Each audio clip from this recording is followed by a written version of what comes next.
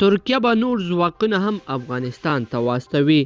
ترکیه په ناټو کې څه ویلي دي؟ د ترکیې ولسمشر رجب طیب اردوغان تازه څه پریکړه کړې ده؟ جزئیات په دې ویډیو کې وګورئ او چینل سبسکرایب کړئ.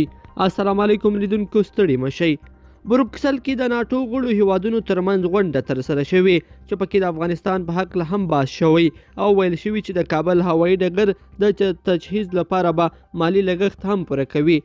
ترکیه چې وړاندې هم ویلي وو په افغانستان کې مسؤلیت منلو ته چمتو یو، یو ځل بیا یې د ناټو غړو هیوادونو په غونډه کې دې مسؤلیت چې د کابل هوایي ډګر امنیتي چارې او نورې دي زړه ښه کړی دی.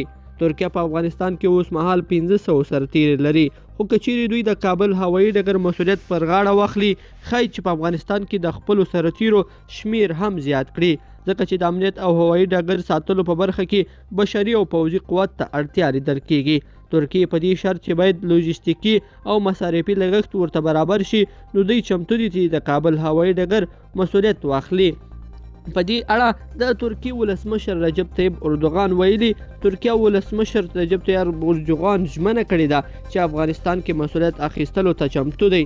اردوغان وړاندې لدی چې بروکسل ته ولاړ شي، په انقره کې خبريالانو ته ویلي وو چې د ټولو بهرنیو ځواکونو په وتلو سره یوازینی باوري هیواد ترکیه دی چې باید د کابل هوایي ډګر ورته وسپارل شي او هغوی به دا مسؤلیت په ښه توګه سره ادا کړي.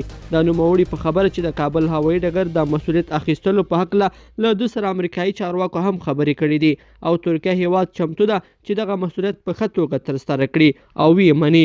دی به بروکسل کې له بایډن سره هم پر دې مسله باندې خبرې وکړي.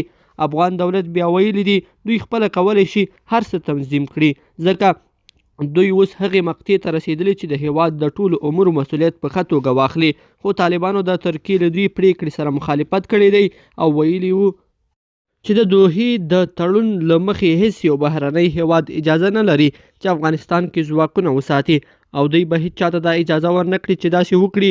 اوس له افغانستانه د ټولو بهرنیو ځواکونو وتلو پروسه پیل شوې ده. لیدونکو په دې هیله چې دا مطلب به مو راسره تر پایه پورې لیدلی وي. که مو دغه ویډیو خوښه شوې ویډیو لایک کړئ او چینل سبسکرایب کړئ. تر بیا ښه وخت.